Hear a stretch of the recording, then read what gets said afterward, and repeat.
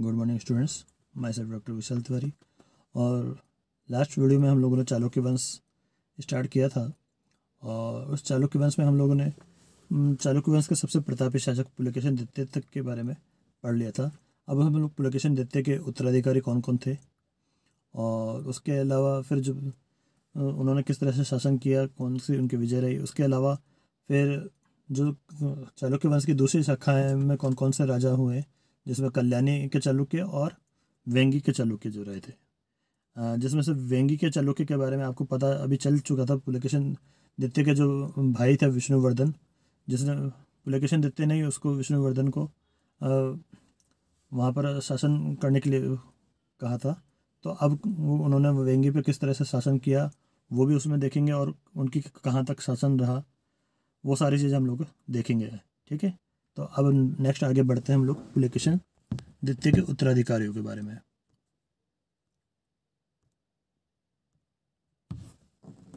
इसमें सबसे पहले हम लोग पढ़ेंगे विक्रमादित्य प्रथम, जिसका समयकाल 655 ईस्वी से 681 ईस्वी तक रहा है। पुलकेशिन द्वितीय के पश्चात उसका पुत्र विक्रमादित्य प्रथम 655 ईस्वी में चालुक्य वंश का शासक बना। चालुक्य वंश का यह एक प्रतापी एवं योग्य शासक था। पुलकेशिन द्वितीय के पल्लवों से पराजय ने चालुक्य वंश के साम्राज्य पर संकट उत्पन्न कर दिया। येवुर अभिलेख में पुलकेशिन के पश्चात शासन करने वाले शासकों में अमर एवं आदित्य वर्मा का उल्लेख मिलता है। संभवतः इन दोनों ने पुलकेशिन का पतन का लाभ उठाकर अपने आप को स्वतंत्र शासक घोषित कर दिया था। इसी प्रकार दक्षिण में चोल, पांड्य एवं केरलों ने भी अपने को स्वतंत्र घोषित कर दिया। कुछ विद्वानों के अनुसार चालुक्य की अधीनता से स्वतंत्र होने का सर्वप्रथम प्रयास लाट प्रदेश के गवर्नर विजयराज ने किया, जो पुलकेशिन द्वितीय का ही एक वंशज था। इस विजयराज ने 643 ईस्वी में केरा दानपत्र जारी किया, जिसमें चालुक्य सम्राट का नामोल्लेख नहीं है। इससे यह स्पष्ट होता है कि 642 ईस्वी में पुलकेशिन द्वितीय की पराजय एवं मृत्यु से लाभ उठाकर स्वतंत्र शासक की भांति इसने दानपत्र उत्कीर्ण करवाया। इसी प्रकार सैंड्रक, जो कीर्तिवर्मन के समय से ही चालुक्य का स्वामी भक्त था, ने भी स्वतंत्रता की घोषणा कर दी। इस प्रकार पुलकेशिन द्वितीय के पराजय एवं चालुक्य राजधानी बादामी पर पल्लवों के अधिकार से चालुक्य साम्राज्य के समक्ष उसके अस्तित्व का संकट उत्पन्न हो गया। यह स्थिति 642 ईस्वी पुलकेशिन द्वितीय के पराजय से 655 ईस्वी तक बनी रही। 655 ईस्वी में पुलकेशिन के शक्तिशाली पुत्र विक्रमादित्य ने अपने नाना गंग नरेश दुर्विनीत एवं अपने भाई जयसिंह वर्मन की सहायता से अपने पैतृक राज्य पर पुनः अधिकार करने में सफलता प्राप्त की। विद्रोहियों का दमन। विक्रमादित्य के शासनकाल के तीसरे वर्ष में अंकित कर्णुल लेख से ज्ञात होता है कि उसने अपने पिता की राज्य लक्ष्मी को पुनः प्राप्त किया, जिसे 3 राजाओं ने छिपा लिया था, जिनमें श्रेय, भवनी, पत और त्रयंतरित थे। इसमें 3 राजाओं का उल्लेख हुआ है जिन्होंने चालुक्य साम्राज्य पर सबसे बड़ा संकट उत्पन्न कर दिया था। संभवतः एक तो पल्लव नरेश नरसिंह वर्मन प्रथम था, जिसने बादामी पर अधिकार कर लिया था। 2 अन्य संभवतः पुलकेशिन के ही छोटे भाई थे, चंद्रादित्य और आदित्य वर्मन। अतः विक्रमादित्य ने सर्वप्रथम उल्लेखनीय कार्य यह किया कि चालुक्य राजधानी से पल्लवों को खदेड़ कर भगा दिया। तत्पश्चात अपने ही वंश के विद्रोही शासकों का दमन किया। कर्णुल लेख में विक्रमादित्य के अन्य विजयों का भी उल्लेख भी है, लेकिन उनका क्रम स्पष्ट नहीं है। उसने नेल्लोर, बेल्लारी, अनंतपुर तथा कड़प्पा जिलों के ऊपर, जो अराजकता के दौर में चालुक्य साम्राज्य से बाहर निकल गए थे, पुनः अपना अधिकार कर सत्ता को सुदृढ़ किया। इस प्रकार विक्रमादित्य ने अपने संपूर्ण राज्य में एकता की स्थापना की एवं स्वयं को सम्राट घोषित कर परमेश्वर की उपाधि ग्रहण की। इन सब उपाधियों में विक्रमादित्य को सबसे अधिक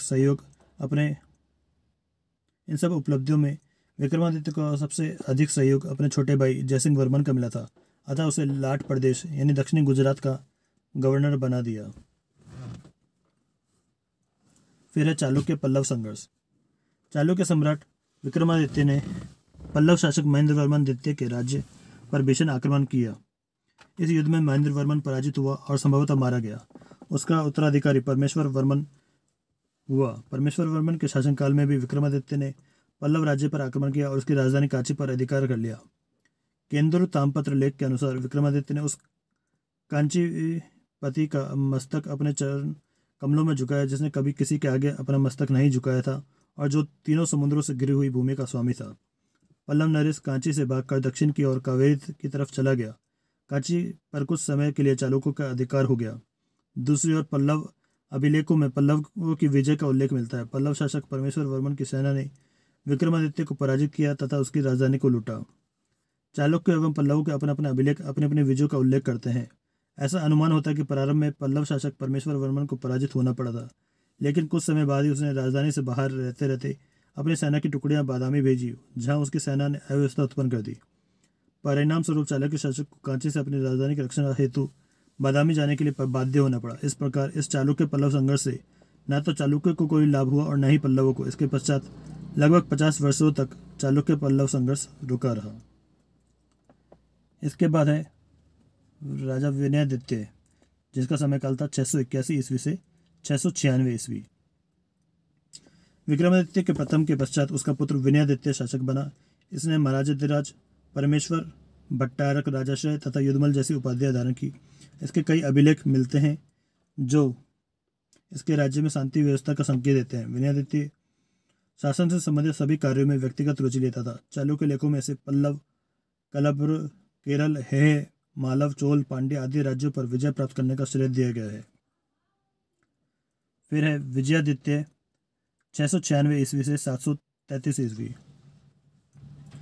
विनयादित्य की मृत्यु के पश्चात उसका पुत्र विजयादित्य चालुक्य शासन पर बैठा। इसने चालुक्य शासकों में सबसे लंबे समय तक लगभग 37 वर्ष शासन किया।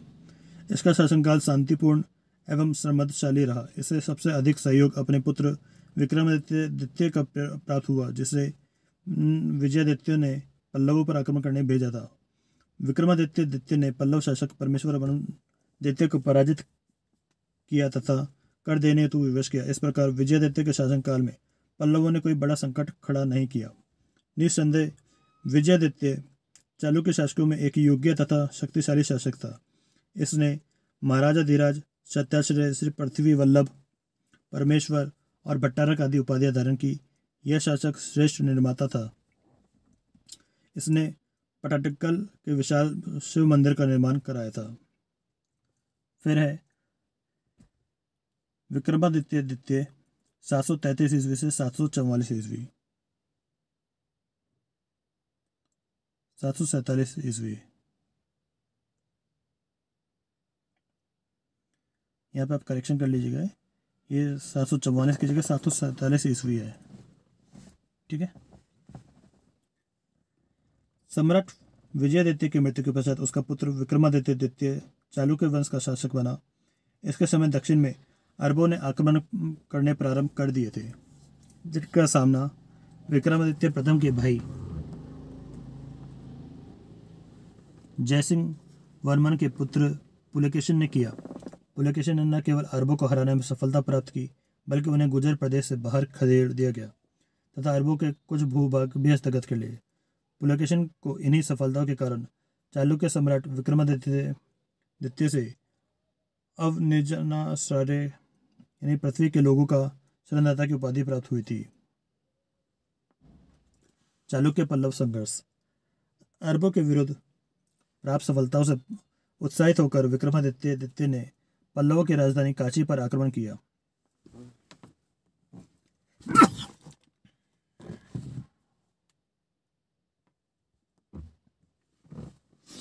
सॉरी।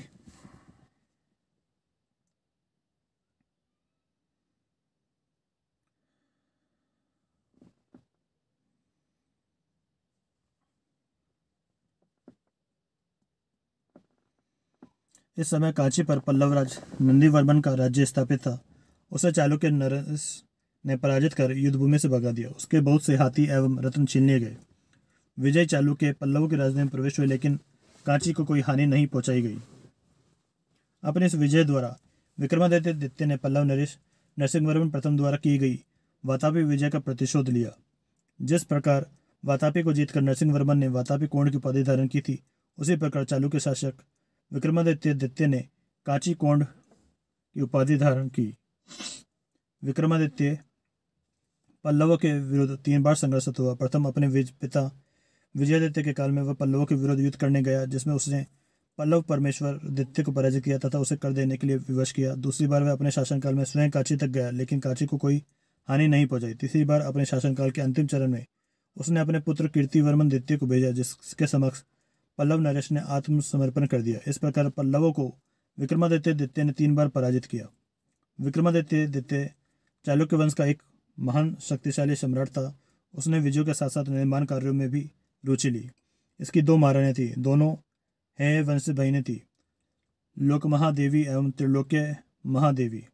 लोकमहादेवी अग्रमहिषी थी, जिसे लोकेश्वर का विशाल पाषाण मंदिर बनवाया और इसे विरूपाक्ष मंदिर भी कहा जाता है। त्रिलोक्य महादेवी ने त्रैलोकेश्वर नाम से अन्य विशाल पाषाण मंदिर बनवाया। विक्रमादित्य द्वितीय ने ब्राह्मणों को भूमि एवं धन दान स्वरूप दिया। उसने महाराजाधिराज, बल्लभ, दुर्जय, श्री पृथ्वी वल्लभ एवं परमेश्वर जैसी उपाधियां धारण की। अब है कीर्तिवर्मन द्वितीय। सॉरी, इसका समय काल है 747 ईस्वी से 757 ईस्वी। विक्रमादित्य द्वितीय के पश्चात उसका पुत्र कीर्तिवर्मन द्वितीय चालुक्य वंश का शासक बना। उसने अपने पिता के शासनकाल में ही पल्लवों के विरुद्ध भारी सफलता प्राप्त की थी, जिसे प्रसन्न होकर उसके पिता ने इसे युवराज बनाया। यह बादामी के चालुक्य वंश का अंतिम शासक था। इसके काल में मान्यखेट के राष्ट्रकूट शक्तिशाली होते जा रहे थे। राष्ट्रकूट राजवंश के संस्थापक दंतिदुर्ग ने अपनी शक्ति का विस्तार किया। उसने पल्लव शासक नंदीवर्मन के साथ अपनी कन्या का विवाह करके उसने अपना समधी बना लिया। तत्पश्चात चालुक्य वंशी कीर्तिवर्मन द्वितीय के राज्य पर आक्रमण किया तथा उसे उत्तरी महाराष्ट्र एवं गुजरात का क्षेत्र छीन लिया। कीर्तिवर्मन द्वितीय ने अपने क्षेत्रों को प्राप्त करने का प्रयास किया, लेकिन दंतिदुर्ग के पुत्र ने चालुक्य शासक को पराजित कर दिया। युद्ध में संभवतः कीर्तिवर्मन द्वितीय मारा गया और बादामी के चालुक्य राज्य पर राष्ट्रकूटों का अधिकार हो गया। परवर्ती चालुक्य लेखों में इसका संकेत मिलता है कि कीर्तिवर्मन द्वितीय के राज्य काल में चालुक्य वंश की राज्य लक्ष्मी पृथ्वी से तिरोहित हो गई। कीर्तिवर्मन द्वितीय धर्मनिष्ठ शासक था। इसके शासनकाल में जैन मंदिरों का निर्माण हुआ। इसने ब्राह्मणों को प्रचुर धन दान स्वरूप प्रदान किया था।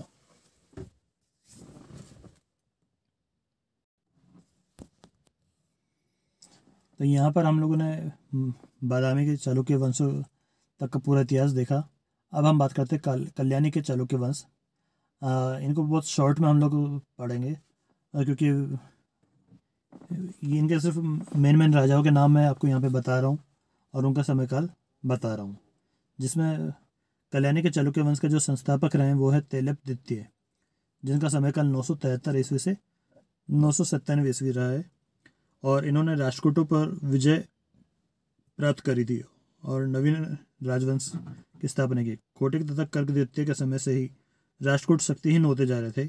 यद्यपि यह प्रक्रिया कृष्ण द्वितीय के काल से ही प्रारंभ हो गई थी, लेकिन कर्क द्वितीय के काल में राष्ट्रकूटों का अपने अधीनस्थ सामंतों पर भी नियंत्रण न रह सका। परिणाम स्वरूप 973 ईस्वी में तेलप द्वितीय ने राष्ट्रकूटों की राजधानी मान्यखेट पर आक्रमण किया और इस युद्ध में कर्क द्वितीय मारा गया तथा राष्ट्रकूट राज्य पर तेलप द्वितीय का अधिकार स्थापित हो गया। इस प्रकार तेलप द्वितीय ने राष्ट्रकूटों के अवशेष पर नवीन राजवंश, जिसे कल्याणी के चालुक्य वंश के नाम से जाना जाता है, की स्थापना की। इसके अलावा तेलप द्वितीय ने राष्ट्रकूटों के विभिन्न सामंतों पर भी अपना अधिकार कर लिया। उसके अलावा चोलों पर विजय प्राप्त की थी और मुंज परमार पर भी विजय प्राप्त की थी। उसके बाद उसका बेटा सत्याश्रय, जिसका समयकाल 997 से 1008 ईस्वी रहा, शासक बना। ये तेलप द्वितीय का पुत्र था। इसने भी उत्तरी कोंकण पर अधिकार कर लिया था। साथ ही गुर्जर राज पर विजय प्राप्त की थी। मालवा से भी संघर्ष रहा इसका और चोलों से भी संघर्ष रहा। इसके बाद है विक्रमादित्य पंचम। ये 1008 ईस्वी से 1014 ईस्वी तक इसने शासन किया। इसके बाद जयसिंह द्वितीय 1015 ईस्वी से 1043 ईस्वी तक इसने शासन किया और इसने मालवा के भोज परमार से संघर्ष किया और उनसे लाट तथा उत्तरी कोंकण के प्रदेश पर छीन लिए थे। इसके अलावा चोलों से संघर्ष किया। इसके बाद है सोमेश्वर प्रथम 1043 ईस्वी से 1068 ईस्वी। जयसिंह द्वितीय के पश्चात उसका पुत्र सोमेश्वर प्रथम शासक बना। इसने अपनी राजधानी मानेकशॉट से कल्याणी स्थानांतरित की। इसने कल्याणी की राजधानी के अनुरूप विकास किया और उसके के साथ भी उन्हें कभी चोलों के साथ संघर्ष रहा।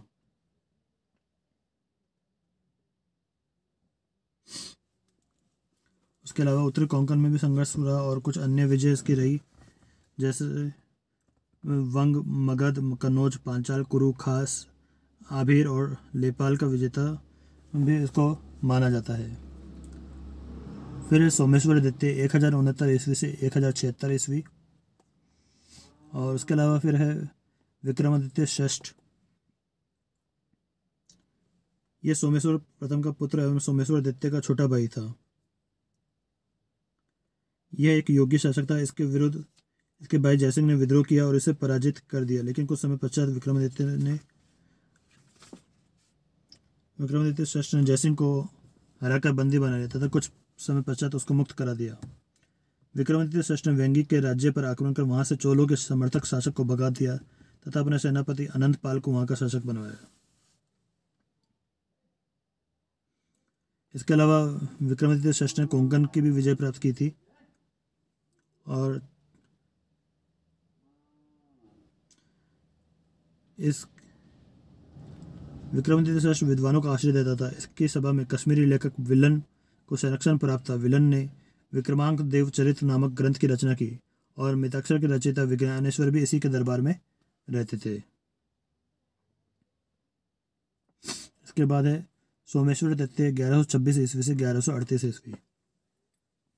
अपने पिता विक्रमादित्य षष्ठ की मृत्यु के पश्चात सोमेश्वर तृतीय सिंहासन पर बैठा। यह धार्मिक कार्यों में रुचि रखने वाला शांतिप्रिय शासक था। इसकी गणना विद्वान शासकों में की जाती है। इसके द्वारा मानसो उल्लास यानी शिल्प शास्त्र का ग्रंथ है नामक कृति की रचना हुई और विद्वत्ता के कारण ही इसे सर्वज्ञ भूप कहा जाता था। इसने मंदिरों एवं ब्राह्मणों को बहुत दान स्वरूप प्रदान किया था।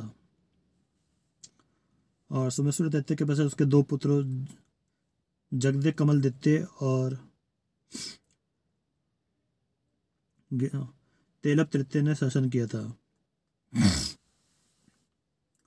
और तेलप तृतीय के बाद उसका पुत्र सोमेश्वर चतुर्थ 1181 से 1189 तक शासक बना। यह शक्तिशाली शासक था। इसने पुनः कल्याणी के चालुक्य की प्रतिष्ठा स्थापित की। उस समय तक इसने अपने साम्राज्य को सुरक्षित रखने का सफल प्रयास किया, लेकिन साम्राज्य के विभिन्न भागों में इसके विरुद्ध विद्रोही खड़े हो गए और वह अपनी स्थिति पर नियंत्रण स्थापित नहीं कर सका। और 1190 ईस्वी के लगभग देवगिरी के यादवों ने कल्याणी पर आक्रमण कर दिया। साम्राज्य के दक्षिणी भागों पर होयसल का अधिकार हो गया और सोमेश्वर ने भागकर वनवासी में शरण लिया और इसके साथ ही कल्याणी के चालुक्यों का अंत हो गया।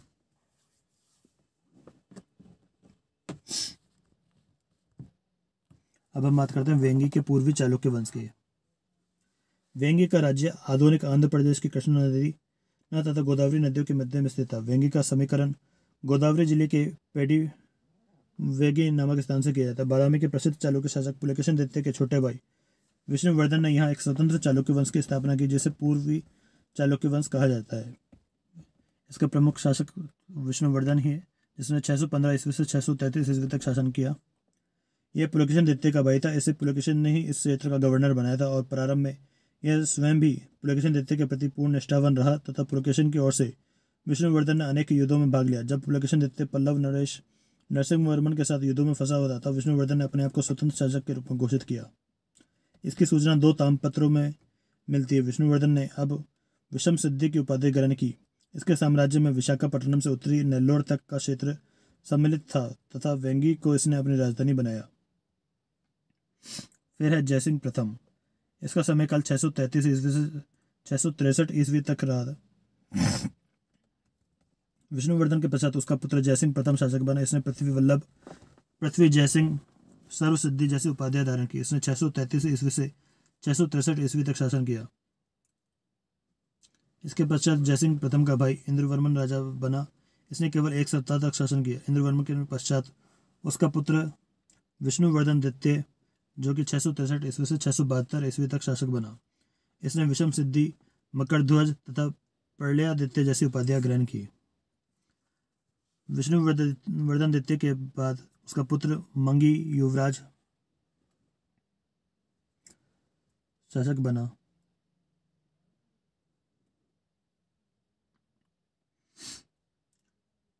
इसका समयकाल 672 ईस्वी से 696 ईस्वी रहा।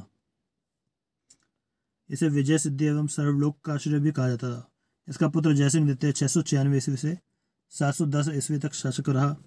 इस जिसे भी सर्वसिद्धि सर्वलोकाश्रय कहा जाता है। इसकी मृत्यु के पश्चात उसके सौतेले भाई कोकिल विक्रमादित्य ने शासन किया। इसने केवल 6 माह शासन किया। इससे बड़े भाई विष्णुवर्धन तृतीय ने, जो कि इसका समयकाल 710 ईस्वी से 746 ईस्वी था, ने राज्य से अंश हटा दिया तथा स्वयं को शासक घोषित किया। इसके शासनकाल में पृथ्वी व्याघ्र नामक निषाद शासक ने इसके राज्य के दक्षिणी भाग पर अधिकार कर लिया था, जिसे कुछ समय पश्चात मुक्त करवा लिया गया। विष्णुवर्धन तृतीय के पश्चात उसका पुत्र विजयादित्य प्रथम 746 ईस्वी से 764 ईस्वी तक चालुक्य वंश का वेंगी के चालुक्य वंश का शासक हुआ। इसके सरकार में बादामी के चालुक्य वंशों का राष्ट्रकूटों द्वारा पतन हो गया। विजयादित्य प्रथम के पश्चात उसका पुत्र विष्णुवर्धन चतुर्थ 764 ईस्वी से 799 ईस्वी तक वेंगी के चालुक्य वंश का शासक हुआ। यह राष्ट्रकूट शासक कृष्ण प्रथम के पुत्र गोविंद द्वितीय से पराजित हुआ और इसने राष्ट्रकूटों की अधीनता स्वीकार कर ली। इस समय राष्ट्रकूटों में उत्तराधिकार के लिए संघर्ष चढ़ गया। गोविंद द्वितीय एवं उसके छोटे भाई ध्रुव के बीच यह संघर्ष हुआ। विष्णुवर्धन चतुर्थ ने द्वितीय का पक्ष लिया, पर ध्रुव ने गोविंद को हरा दिया। ध्रुव ने अपने भाई के सहयोगियों का दमन करते हुए विष्णुवर्धन के राज्य पर भी आक्रमण किया, लेकिन विष्णुवर्धन ने उसकी अधीनता स्वीकार कर ली और अपनी पुत्री शील महादेवी का विवाह ध्रुव से कर दिया। विष्णुवर्धन चतुर्थ के पश्चात उसका पुत्र विजयादित्य द्वितीय 799 ईस्वी से 843 ईस्वी तक राजा बना। इसने परम भट्टारक, महाराजा धीराज एवं परमेश्वर की उपाधियां धारण की। यह शक्तिशाली शासक था। इसके शासक बनते ही इसका छोटा भाई भम सालुक राष्ट्रकूटों से जा मिला और अपने भाई विजयादित्य द्वितीय के विरुद्ध विद्रोही बन गया। राष्ट्रकूट शासक गोविंद तृतीय ने भीम सालुलिक का साथ दिया और विजयादित्य को पराजित कर दिया। भीम सालुलिक को वेंगी का राज्य बना दिया। 814 ईस्वी में गोविंद तृतीय की मृत्यु हो गई तथा उसका अल्पवयस्क पुत्र अमोघवर्ष प्रथम राष्ट्रकूट शासक बना। इसकी अल्पवयस्कता का लाभ उठाते हुए राष्ट्रकूटों के सामंतों ने अपने अपने क्षेत्रों में स्वतंत्रता की घोषणा कर दी। राष्ट्रकूट राज्य में अराजकता व्याप्त हो गई। ऐसी स्थिति में का विजयादित्य ने भी लाभ उठाया और भीम सालुकी से अपना राज्य वापस छीन लिया। इसके पश्चात उसने राष्ट्रकूट राज्य पर आक्रमण किया और स्तंभ नगर का ध्वंस कर दिया। शीघ्र राष्ट्रकूटों ने अपनी स्थिति को सुदृढ़ कर लिया। राष्ट्रकूट शासक अमोघवर्ष ने चालुक्य सेना को अपने राज्य से बाहर खदेड़ दिया और चालुक्यों को राष्ट्रकूटों की अधीनता स्वीकार करनी पड़ी। यह शैव मतानुयायी था। इसने 108 शिव मंदिरों का निर्माण करवाया था। विजयादित्य द्वितीय के पश्चात उसका पुत्र विष्णुवर्धन पंचम शासक बना, जिसने 1.5 वर्ष तक शासन किया। इसके कई पुत्र थे, जिसमें से विजयादित्य तृतीय वेंगी की गद्दी पर बैठा। उसने 44 वर्ष तक शासन किया। फिर विजयादित्य तृतीय 848 ईस्वी से 892 ईस्वी। यह पराक्रमी शासक था। इसने पल्लवों को पराजित कर नेल्लोर नगर पर अधिकार कर लिया। पांड्यों को भी पराजित किया इसने और नोलम राज्य के राजा मंगी को पराजित करके उसे युद्ध में मार डाला। गंग नरेश नीतिमार को संधि करने के लिए बाध्य किया। राष्ट्रकूट नरेश कृष्ण द्वितीय को किरणपुर के युद्ध में मुंह की खानी पड़ी तथा अजलपुर नगर को भस्म कर दिया। दक्षिण कौशल के राजा को परास्त कर उसके साथ हाथी छीन लिए। इस प्रकार यह एक पराक्रमी शासक सिद्ध हुआ। इसके बाद है भीम प्रथम 892 ईस्वी से 922 ईस्वी। विजयादित्य तृतीय के पश्चात उसका भतीजा भीम प्रथम शासक बना। इसके राज्य पर राष्ट्रकूट नरेश कृष्ण द्वितीय ने आक्रमण किया तथा वेंगी राज्य के बड़े भूभाग पर अधिकार कर लिया। भीम प्रथम को बंदी बना लिया गया, पर कुछ समय बाद उसे मुक्त कर दिया गया। भीम प्रथम ने मुक्ति के बाद पुनः राष्ट्रकूटों पर आक्रमण करने प्रारंभ कर दिए। राष्ट्रकूट कृष्ण द्वितीय तथा उसके मित्र कर्नाट नरेश एवं लाट नरेश पराजित हुए। भीम प्रथम ने कृष्ण द्वितीय को निर्वधपुर एवं पेरंगुरु के युद्धों में परास्त किया। भीम प्रथम के पश्चात विजयादित्य चतुर्थ राजा बना। इसने राष्ट्रकूट सेना को पराजित किया तथा कलिंग के गंग वंश से भी युद्ध किया। इस युद्ध में यद्यपि भीम प्रथम जीता, लेकिन युद्ध में वह मारा गया। इसे केवल 6 माह तक ही शासन किया। फिर इसके बाद अम प्रथम 922 से 929 ईस्वी। यह विजयादित्य चतुर्थ का ज्येष्ठ पुत्र था। इसने विष्णुवर्धन श्रेष्ठ भी कहते हैं। इसके बाद कुछ अल्पकालीन शासक हुए, जो अम का प्रथम पुत्र विजयादित्य पंचम 929 ईस्वी में शासक बना था, केवल 15 दिनों तक शासक रहा। इसके पश्चात ताल ने शासन किया। इसे 1 माह बाद भीम प्रथम के पुत्र विक्रमादित्य द्वितीय ने पदच्युत कर दिया। विक्रमादित्य ने लगभग 1 वर्ष तक शासन किया। इसको अम प्रथम के पुत्र भीमदित्य ने अपदस्थ कर दिया। 8 माह शासन करने के बाद इसे ताल के पुत्र युद्धमल द्वितीय ने मार डाला। इससे राष्ट्रकूटों का सहयोग मिला था और इसके काल में राष्ट्रकूटों ने ही चालुक्य शासन संचालन किया।